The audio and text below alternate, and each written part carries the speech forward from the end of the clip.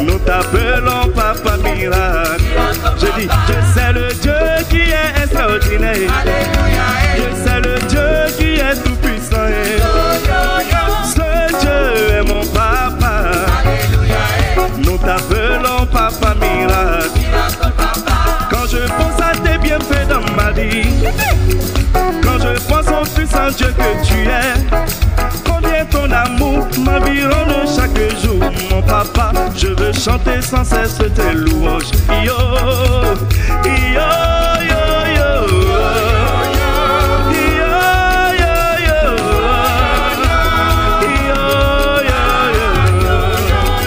Nous t'appelons Papa Miracle.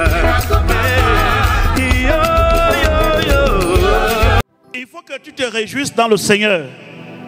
Parce que quelle que soit la bataille, tu gagnes. Il dit, un ange de Satan m'a souffleté pour m'empêcher de m'enorgueillir. Un ange de Satan. Et j'ai fait quoi?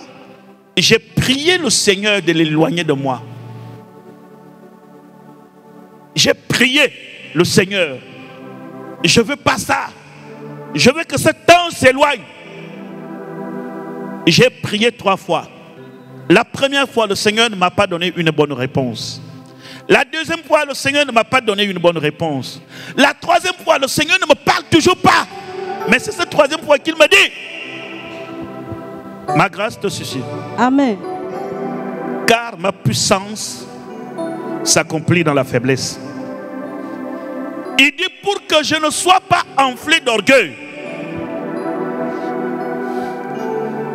Pourquoi Dieu nous dit souvent non, même lorsque nous pensons que ce que nous demandons, nous sommes dans sa volonté?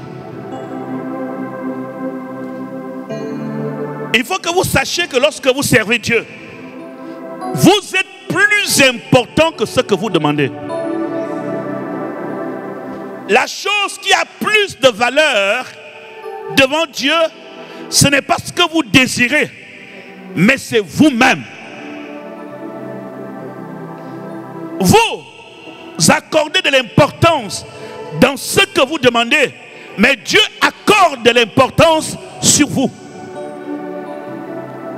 Et c'est là où se trouve le conflit. À un certain moment, ce que nous désirons, nous le mettons même au-dessus de nous-mêmes. C'est parce que tu désires que Dieu désire. Tu désires certainement une voiture, mais Dieu te désire toi. Tu désires une nomination, mais Dieu te désire toi. Et ce conflit peut se répercuter dans les prières au moment où nous sommes à la recherche de quelque chose de très fort. Mais Dieu dit que moi, je te cherche. Quand tu cherches un trésor, Dieu lui te dit, tu es mon trésor. La première chose qui rend dans ça, c'est que Dieu ne veut pas avoir un serviteur ou une servante orgueilleuse. Si notre vie chrétienne n'est que de succès en succès, de victoire en victoire, qui que vous soyez, vous serez un homme ou une femme de Dieu orgueilleux. Et beaucoup d'hommes de Dieu sont tombés dans le piège de l'ennemi lorsqu'ils ont commencé à aller de succès en succès, de victoire en victoire. Ils ont oublié que ces victoires n'étaient pas le résultat de leur jeûne et de leur prière, que ces victoires étaient le résultat de la grâce de Dieu dans leur vie. On a du mal à convaincre quelqu'un qui a fait l'examen, qui a étudié, pour lui dire que si tu as réussi, ce n'est pas parce que tu as étudié, c'est Dieu qui t'a fait grâce. L'être humain, c'est comme ça. Il n'est pas facile de découvrir la grâce de Dieu dans la vie d'un homme fort. Mais il est très facile de découvrir la grâce de Dieu dans la vie d'un homme ou d'une femme faible lorsqu'il gagne. pas facile de voir la main de Dieu sur une personne qui se bat et qui se dit je gagne. Mais il est facile de voir la main de Dieu sur un homme et une femme qui pleurent, mais qui se relèvent vivants et avancent toujours. Est-ce que tu es avec moi? C'est la raison pour laquelle quand je te vois, je vois que tu vas avancer. Je vois que tu iras très loin. Et pour que je ne sois pas enflé d'orgueil, Dieu permet à cet ange de Satan de venir te combattre et de te réduire. Apôtre Paul était quelqu'un qui avait l'onction, qui avait le miracle, qui avait la puissance. L'ombre de l'apôtre Paul guérissait les malades. Beaucoup de théologiens discutent là-dessus quel était le problème d'apôtre Paul. Les uns disent qu'il était infirme. Tous les malades étaient guéris, mais son infirmité était toujours là. Et ça le gênait. Lorsqu'il parlait de la guérison et que les gens regardaient son pied, ce dont apôtre Paul nous parle d'ici était quelque chose qui le gênait au quotidien et que les gens voyaient et ça le rabaissait par rapport à son message. Il a voulu souvent se présenter devant les gens avec ses deux pieds en train de prêcher.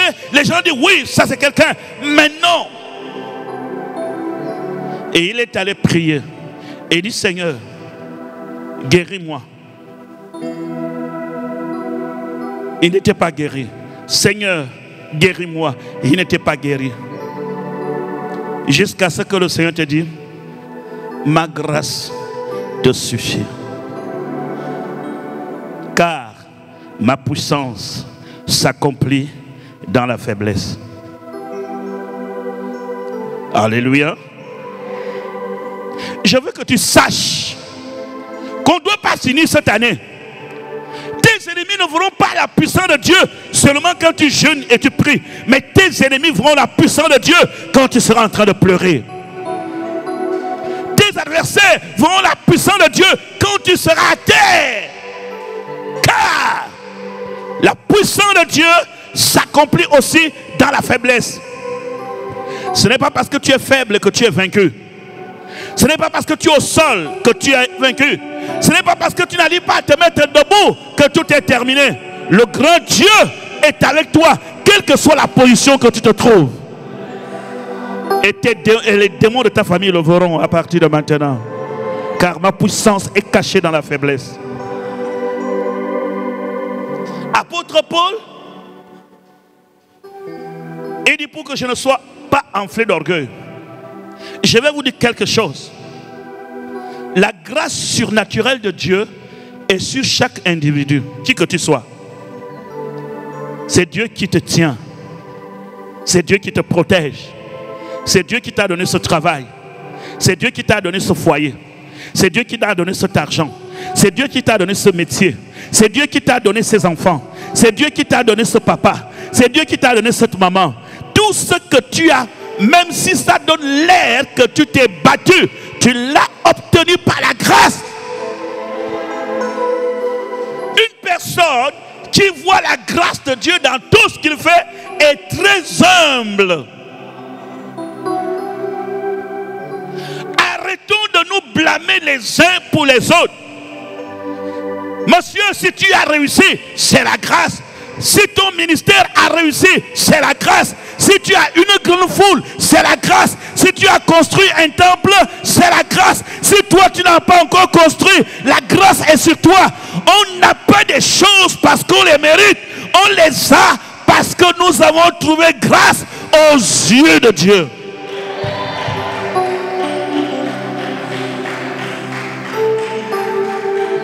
Est-ce que ça va? Si tu as une femme, c'est la grâce. Si tu as trouvé un mari, c'est la grâce. Si tu as un bon boulot, c'est la grâce. Lorsque vous réalisez que la grâce de Dieu vous enveloppe à tous les domaines de votre vie, vous passez le temps à adorer Dieu et à craindre Dieu et vous restez dans la crainte. que s'il m'a fait grâce, il peut aussi faire grâce à quelqu'un d'autre. Amen là où tu es, dis ça très fort, hein? Encore un amen plus fort. Ceux qui se réfugient sous le parapluie de la grâce auront tout ce que Dieu veut leur accorder. Parce que celui qui ne compte que sur la grâce a un cœur humble. Pour que je ne sois pas enflé d'orgueil. Les hommes les plus orgueilleux aujourd'hui sont en milieu, entre parenthèses, chrétiens. On est très orgueilleux. Voilà pourquoi je vous dis, si vous avez une voiture, roulez votre voiture comme si vous étiez à pied. Si vous avez construit une belle maison, dormez à l'intérieur comme si vous étiez locataire. Rien ne doit être enflé, ni dans votre tête. Votre attitude ne doit pas changer. Tout ce que vous avez, c'est par la grâce souveraine de l'Éternel. Si vous avez beaucoup d'argent, vivez comme si vous n'avez rien. Le monde est un rêve, un passage. Des hommes très puissants sont passés devant nos yeux. Dans 90 ans ou 80, aucun de nous ne sera plus sur cette terre. Cet endroit, d'autres personnes prêcheront. Mais le temps que nous sommes sur la terre, disons-lui, merci Seigneur. Non, même si Dieu me dit, mon fils, va prier, et je pars prier. Et Dieu me dit, mon fils, rentre dans le jeûne, je rentre dans le jeûne. Si je sors de ce jeûne et je vois que la situation a changé, je ne dois pas sortir que oui, parce que j'ai jeûné, parce que j'ai résisté. Je dois sortir et dire, hey, c'est par sa grâce.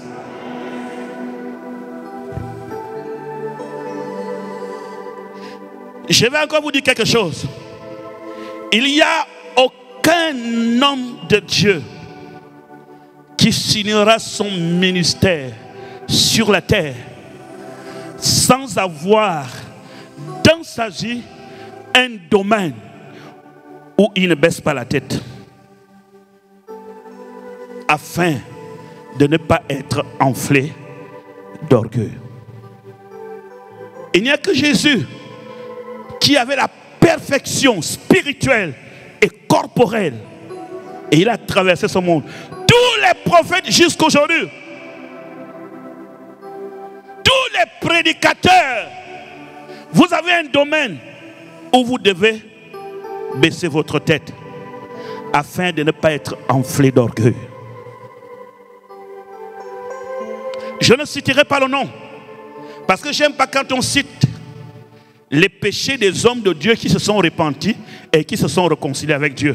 Un grand homme de Dieu dans ce siècle, l'un des plus grands prédicateurs que le monde n'ait jamais connu. Dieu merci qu'il a fait la paix avec Dieu. Moi, depuis que je suis prédicateur, je n'avais jamais vu quelqu'un prêcher l'évangile de cette façon. Quand cet homme prêche, si tu ne reçois pas Jésus, si tu ne acceptes pas Jésus, c'était pas très sûr que tu seras sauvé.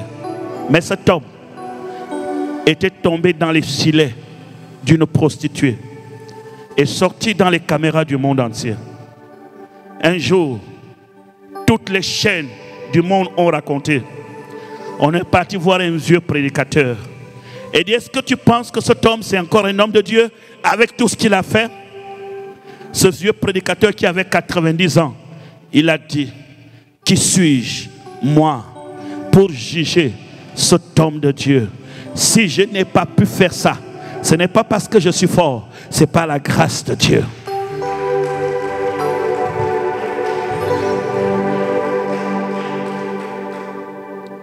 Ta beauté ne retiendra pas ton mari. Ta beauté, ton argent ne retiendra pas ta femme. C'est la grâce de Dieu qui le regarde. On a vu les gens qui sont quittés là où il y a des millions. Les gens qui ont quitté des plus belles femmes du monde. Les gens qui ont quitté les endroits les plus glorieux et paradisiaques. Mais si toi tu aujourd'hui Garde ce que tu as par la grâce de Dieu. Voilà pourquoi l'apôtre Paul nous dit que dans les derniers temps, que ceux qui sont mariés soient comme si vous n'êtes pas mariés. En quelque sorte, ne vous enracinez pas en s'enorgueillant, en disant que, en tout cas, je suis là. Il est celui qui établit et qui renverse. Il est celui qui place les rois et il met d'autres à leur place. Il est celui qui élève, il est celui qui abaisse. Il est celui qui bénit, il est celui qui restaure. Il est celui qui guérit, il est celui qui... Il est l'auteur.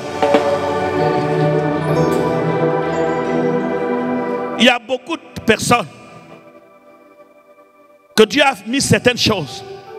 Ou s'il n'y avait pas certaines choses dans la vie, personne n'allait vivre autour de lui. Pourquoi?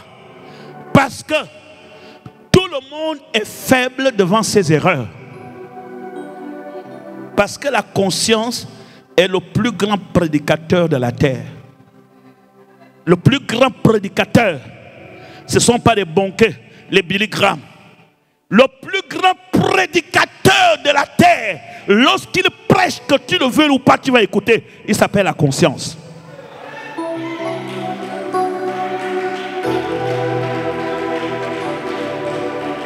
C'est un prédicateur. Il n'y a pas de compromis dans ses déclarations. Il te parle quand tu dois écouter. Quand tu dors, il te parle, il te prêche. Quand tu te réveilles, il te prêche. Tu peux refuser par tes yeux, mais tu ne refuseras pas la vérité qui est dans votre conscience. C'est la raison pour laquelle servons l'Éternel avec une conscience pure.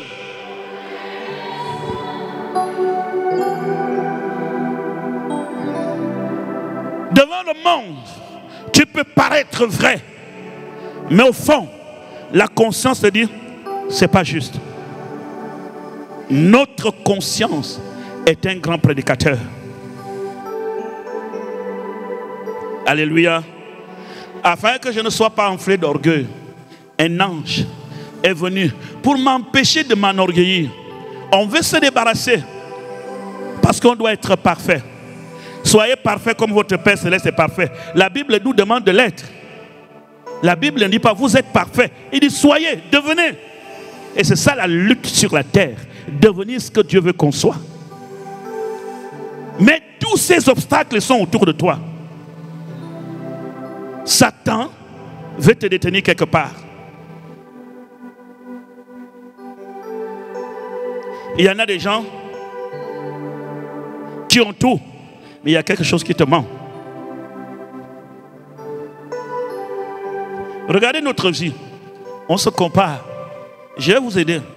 Parfois on dit aux gens, ah Seigneur, pourquoi c'est moi qui traverse tout ça? Au moins les autres ont du travail. Regarde telle ou telle personne, il travaille. L'autre, il travaille. Il a un peu d'argent. Il a un foyer. Si on vous permet de faire le tour de chaque famille, on vous laisse 15 minutes de s'entretenir avec chaque famille et que chacun doit vous dire la vérité de chaque famille. Je crois que tu vas retourner très rapidement sur ta famille et dire, je préfère aller mourir chez moi. C'est parce que nous avons un mauvais jugement et une mauvaise appréciation. Parce que vous voyez quelqu'un très bien habillé et vous pensez que l'histoire... Il y a des histoires très graves dans la famille.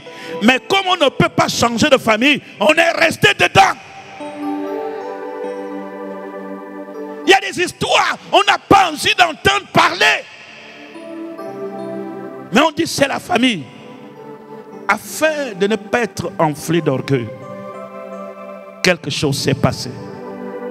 J'ai prié le Seigneur. Il m'a dit, ma grâce te suffit. Ma grâce te suffit. On veut se débarrasser des choses qui nous rabaissent. Mais mon frère, ma soeur, on doit se rabaisser. Nous ne sommes rien. Nous sommes un vase d'argile. Nous ne sommes rien sur la terre. Ce que nous sommes dépend du Dieu Tout-Puissant. Nous ne sommes rien. Il y a des choses qu'on veut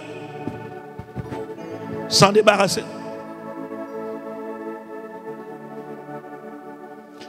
On me disait,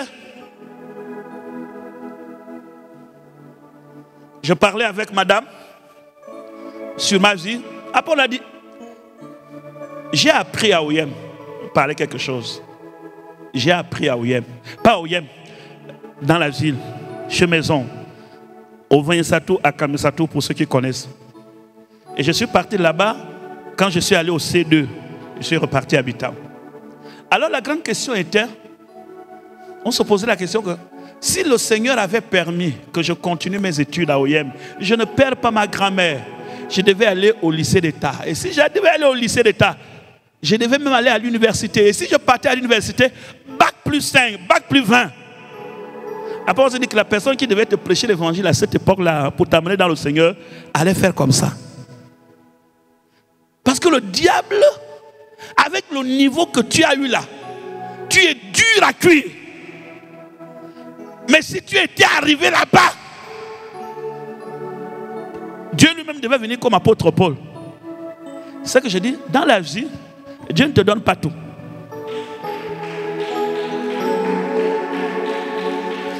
Dieu ne m'a pas donné le diplôme, mais il m'a donné la tête, l'intelligence. Dieu n'a pas permis que j'aille très loin. C'est l'un de Satan pour m'empêcher de m'enorgueillir. Il y a les autres, il a donné bac plus 5, bac plus 10, bac plus 12. Vous leur donnez le micro là, vous n'allez jamais comprendre ce qu'ils veulent vous dire. Mais donnez-moi bac moins 20, comme je suis là. Et je viens vous parler, et la parole de Dieu te touche. La parole de Dieu transforme. C'est le mystère de la grâce. Il y a toujours quelque chose qu'il ne te donne pas. Il donne à l'autre pour que toi tu ne sois pas orgueilleux. Il ne donne pas tout à tout le monde. Il ne remet pas tout à tout le monde. Il te donne un peu là, il donne un peu là, il donne un peu là, il donne un peu là. C'est tous les peu qu'il construit l'édifice qui est le corps de Christ.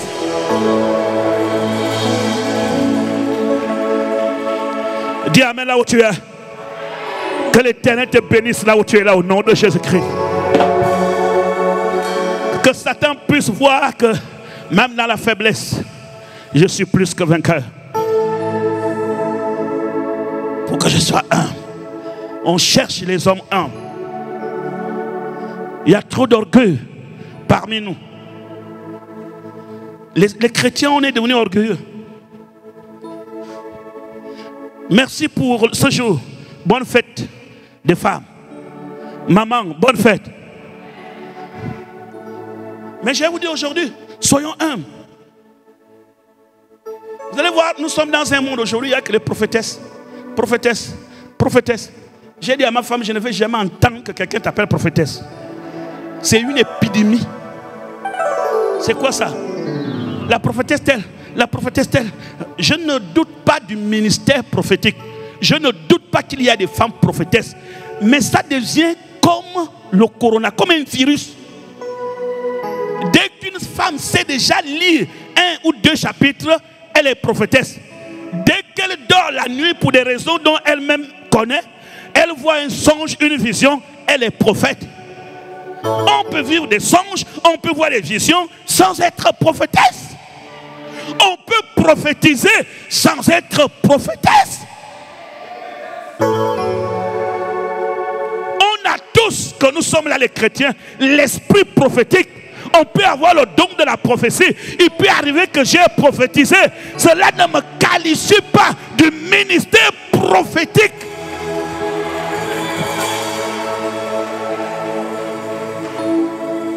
Et parfois ça crée le désordre dans le corps de Christ. Oh, la prophétesse telle, la prophétesse telle. Et si tu essaies d'asseoir tout le monde, essaie de nous donner les prophéties que tu donnes. Non, non, non. Aujourd'hui, plus personne ne peut prêcher et dire je suis le frère ou la soeur. Le mot soeur en Christ seulement, on dirait que tu n'es pas beaucoup gradé. Tu peux prophétiser et rester soeur. Tu peux prophétiser et rester Madame X. Dans la parole, le prophète est un ministère, un appel, où Dieu t'appelle à exercer un ministère de manière permanente, pas occasionnellement. Quelqu'un a donné une prophétie en 2011 et la prophétie s'est accomplie en 2020 et en 2023 elle devient prophète. C'est pas comme ça. Et à un certain moment ça devient un peu comme de l'ambiance, comme le désordre. Faisons les choses de Dieu avec beaucoup de sérénité. Alléluia. Un pasteur ne peut pas tout avoir. C'est la raison pour laquelle la parole de Dieu déclare: Dieu a établi dans l'église, premièrement, les apôtres, secondement, les prophètes, les pasteurs, les docteurs, les évangélistes, pour le perfectionnement de l'œuvre de Dieu. Voyez-vous, ça signifie que dans le corps de Christ, il faut tous les ministères pour que le corps soit solide. Mais si dans l'église, on a les faux apôtres, on a les faux prophètes, on a les faux pasteurs, on a les faux docteurs et évangélistes, on n'aura quelle église? Un prophète, quand il vient, on doit savoir que c'est un prophète. Dire à quelqu'un: tu as telle ou telle chose dans ta vie, c'est pas ça prophétiser. Ce n'est pas parce que tu révèles la vie de quelqu'un que tu as prophétisé. On appelle ça une parole de connaissance.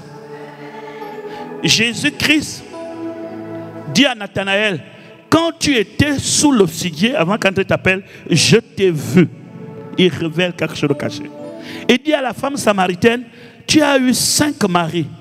Et celui qui est avec toi en ce moment-là, ce n'est pas ton mari. Jésus n'est pas en train de prophétiser. Il est en train de révéler sa vie.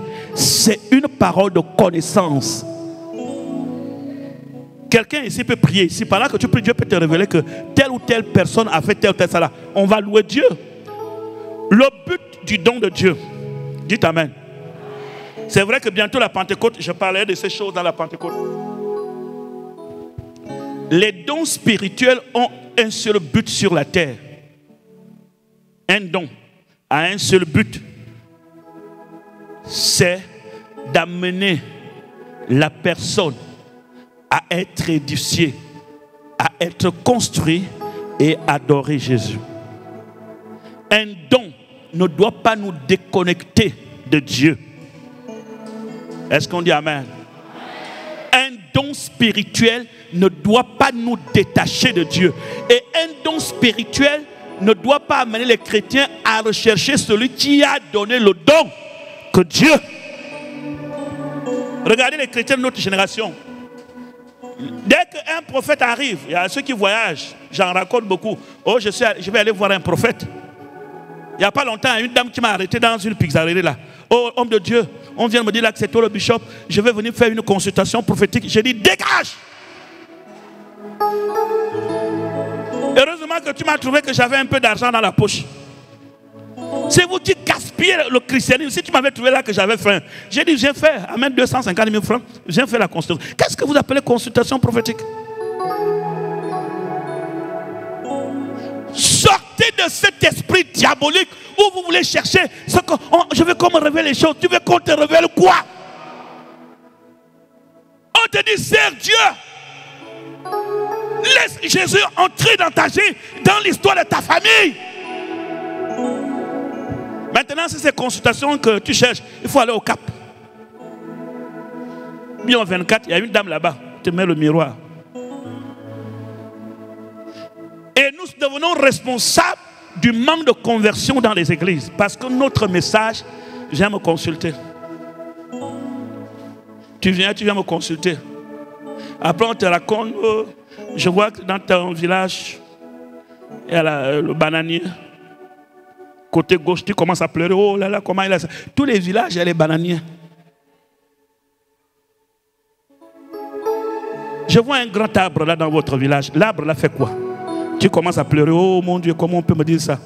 C'est parce que tu ne sais pas que dans chaque grand village, il y a un grand arbre. Alors si je sais que tu t'appelles au nord, il suffit que je te dise qui s'appelle Ella. C'est rare dans les familles francs. Si tu dis qui s'appelle Ella, on en trouvera. Si on ne trouve pas côté paternel, on trouve côté maternel. Si tu es pour nous, il suffit que je dise Moussav. Si ce n'est pas dans le côté paternel, on trouvera ça dans le côté maternel. Et tout ça là, ça vous fait du bien? Non, laissez ça. Soyons des serviteurs de Dieu. soyons des servants de Dieu.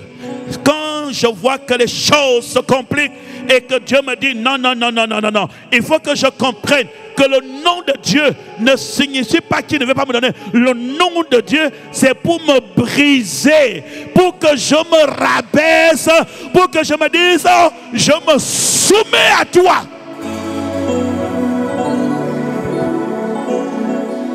Ton miracle est là au nom de Jésus. Depuis que je prêche l'évangile, est-ce qu'on a déjà prophétisé? Personne n'a encore prophétisé sur moi.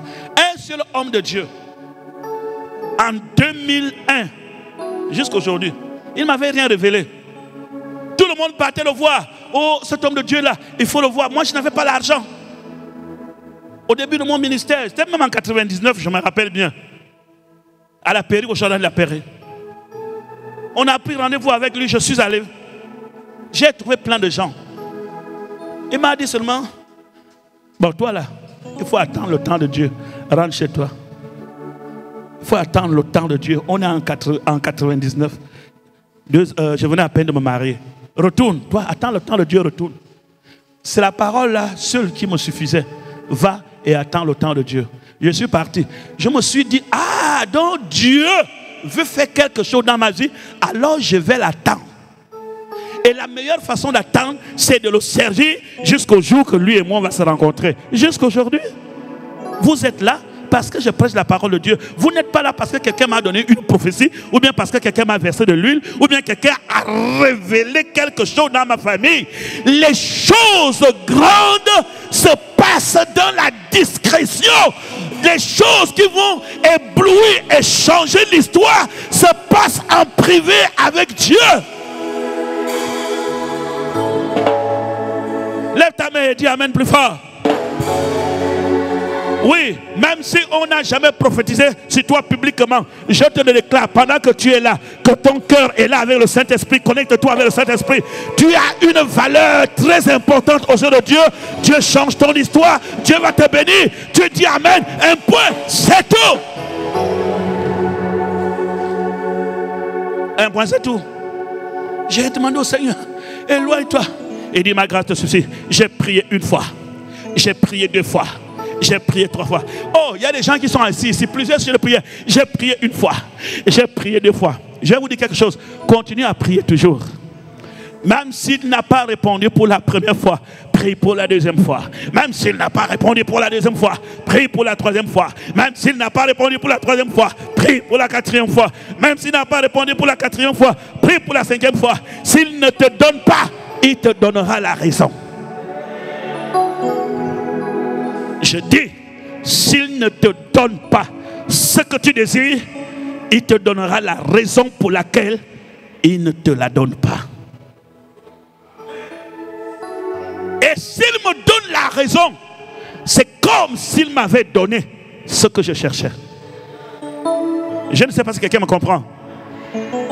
Lorsque je suis à la recherche de quelque chose et que Dieu ne me donne pas ce que je cherche, mais si Dieu me donne la raison pour laquelle il ne me la donne pas, cette raison est suffisante pour moi pour que je me remette en marche. Il dit, je ne te donne pas ça. Ma grâce te... Dès que l'apôtre Paul a entendu que ma grâce te suffit, il n'est plus allé prier. C'est fini. Donc j'ai compris que la grâce de Dieu est plus grande que mon infirmité. La grâce de Dieu est plus grande que la pauvreté qui veut m'attaquer. La grâce de Dieu est plus grande que la maladie qui veut me perturber. La grâce de Dieu est plus grande que tout. Sois béni. Est-ce qu'on peut acclamer sa prière? Dans les faiblesses. Je me plais où? Dans les faiblesses. Et où encore? Dans les outrages. Et où encore? Dans les calamités. Écoutez-moi, il dit je me plais, n'est-ce pas? Ce n'est pas le verbe se plaindre, c'est le verbe plaire. C'est vrai que je n'ai pas bac plus 10. Si ce n'est pas ça, aidez-moi. Est-ce que c'est le verbe se plaindre ou le verbe se plaire? Se plaire. Il dit quoi? Je me plais dans les faiblesses. Et toi, tu te plains dans les faiblesses. Apôtre Paul dit, je me plais dans les faiblesses et l'Église se plaint. Le fait que tu ne sois pas marié aujourd'hui, ça peut être une faiblesse. Apôtre Paul dit que dans cette situation, je me plais, je suis content, même si je n'ai pas encore de mari. Mais toi, tu dis quoi? Ah, pasteur, j'ai déjà presque 40 ans. Arrête de te plaindre. Quand tout est difficile, on se plaît. Pourquoi? Parce que la puissance de Dieu ne pourra se manifester que lorsque tu te plais dans des injustices. La puissance de Dieu n'est pas à l'œuvre quand tu te plains. Et dit voilà pourquoi je me plains. Oui. Dans les faiblesses. Dans les faiblesses. Dans les outrages. Dans les outrages. Dans les calamités. Dans les congossas contre toi. Dans les persécutions. Dans les persécutions. Dans les détresses. Dans les détresses. Pour que Christ. Pour que Christ. Car quand je suis faible, c'est alors que je suis fort. Quand je suis faible, c'est alors que je suis fort. Quand je suis faible, c'est alors que je suis fort. Mais ça ne pourrait être une réalité que si tu commences d'abord à te plaire dans les faiblesses. Mais si tu te plains, non. Voyez-vous que servir Dieu, hein? C'est dur, hein? Je me plais dans les congossas. Est-ce que tu es au courant de tout ce qu'on a raconté sur toi aujourd'hui? Qu'est-ce que tu dois faire? Je me plais. Dans les persécutions. Gloire à Jésus. Dans les outrages. Le congélateur est vide. Je me plais.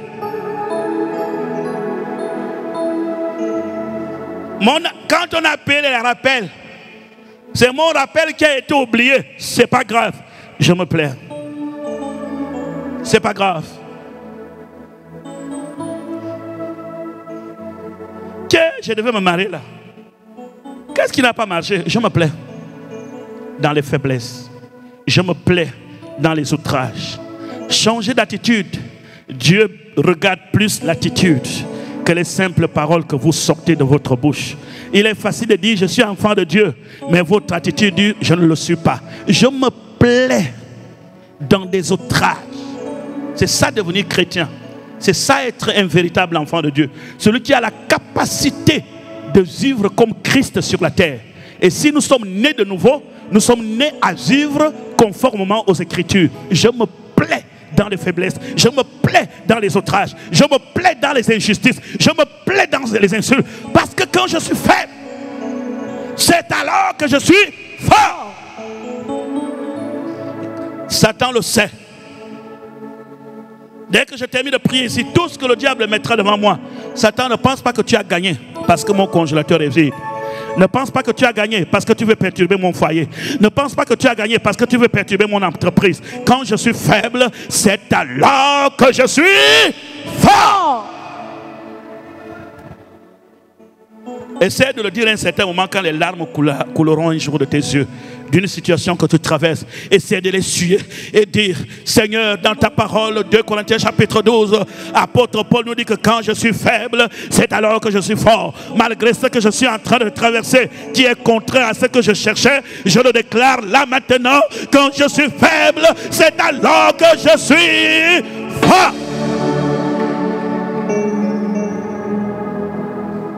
Hey, alléluia. Je suis fort. Voyez-vous, votre miracle, l'intervention de Dieu, n'est pas seulement cachée quand nous rentrons dans le combat. Nous pouvons rentrer dans le combat et Dieu peut nous attendre un autre côté dans nos faiblesses. Je vais tout simplement vous dire que la faiblesse n'est pas égale défaite. C'est ce que je veux que vous compreniez. Ce n'est pas parce que tu es faible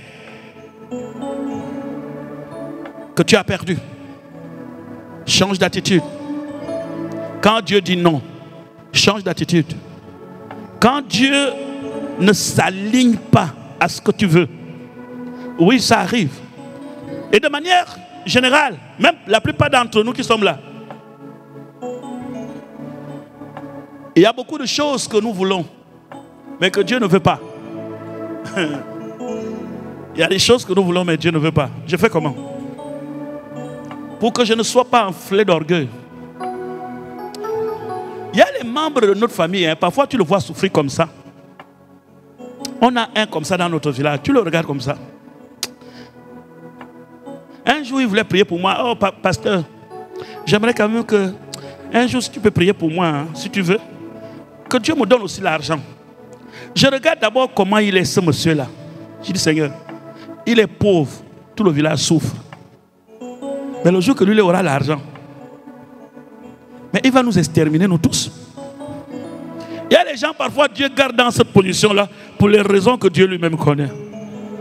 Après, j'ai commandé, dit, grand frère, dans la vie, il faut être humble. Que ceux qui ont l'argent soient humbles. On ne demande pas à un pauvre d'être humble parce que quand tu es pauvre, tu n'as rien. Mais sois humble. Ton élévation a déjà sonné, sois humble. Tu vas encore devenir plus puissant. Ta grâce me suffit. Car ta puissance s'accomplit dans ma faiblesse. Quand je me sens faible, je dois comprendre que je suis fort. Parce que Dieu ne veut pas que dans sa présence, je le sers avec un esprit orgueilleux. Dieu résiste aux orgueilleux, mais il fait grâce aux uns.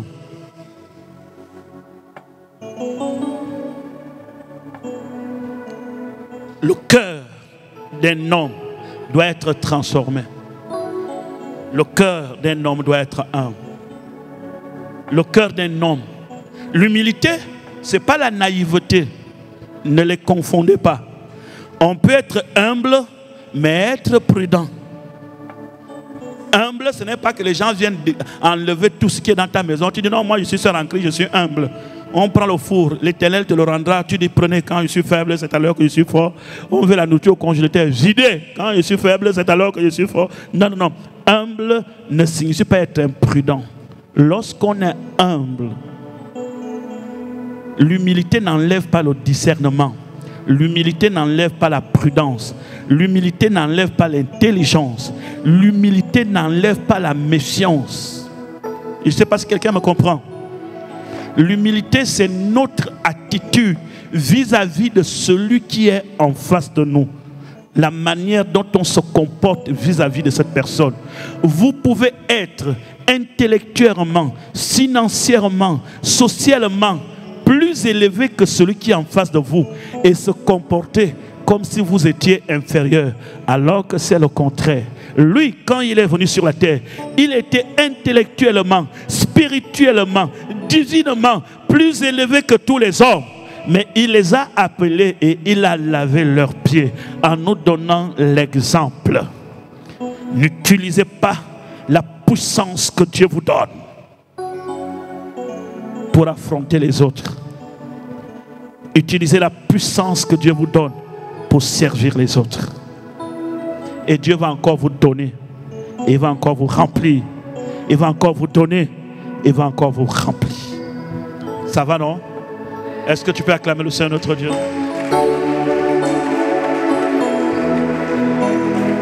Est-ce que ça va? Est-ce que ça va très bien? Amen, amen. Soyez puissants. Soyez puissants. La puissance que nous avons, ce n'est pas contre les frères, c'est contre le diable. Ton frère n'est pas le diable, mais le diable peut utiliser ton frère. Ta soeur n'est pas le diable peut utiliser ta soeur. Le diable peut utiliser un être humain pour te combattre. Mais reste dans une position où tu dois combattre le diable en lui, mais ne pas faire de lui ton ennemi. Le récupérer. C'est le combat que nous avons parfois dans vos foyers. Tu peux avoir un mari, une femme, à un certain moment, Satan peut le manipuler. Si tu transformes ton partenaire en adversaire, c'est que tu n'as pas su celui qui est l'origine du problème. Il faut chercher à connaître qui est souvent caché derrière. Et les chrétiens, on ne veut pas voir celui qui est derrière. C'est celui qui est devant qui est le problème. Voilà pourquoi il y a des gens qu'on ne salue pas. Malgré nous-mêmes. Parce qu'on pense qu'il nous a fait telle ou telle chose. Vous savez, il n'y a personne sur la terre qui va accepter que le diable l'utilise. Il n'y a pas quelqu'un qui va dire, oh, vraiment c'est Satan qui m'a utilisé. Nous tous, c'est les anges qui nous utilisent, c'est Dieu qui nous utilise.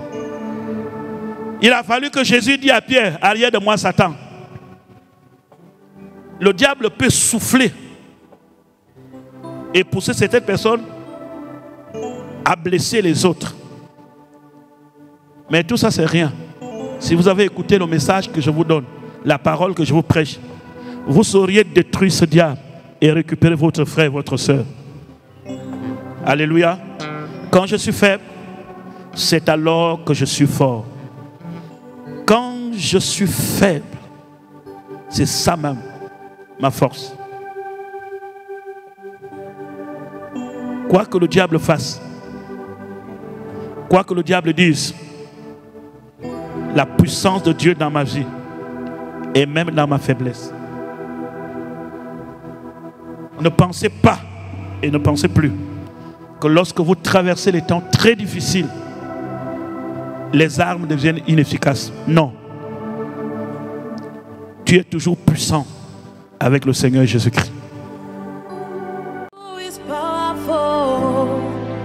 I serve a God who is mighty. Oh, Jesus, you're a good God. Yeah. I can call you a miracle.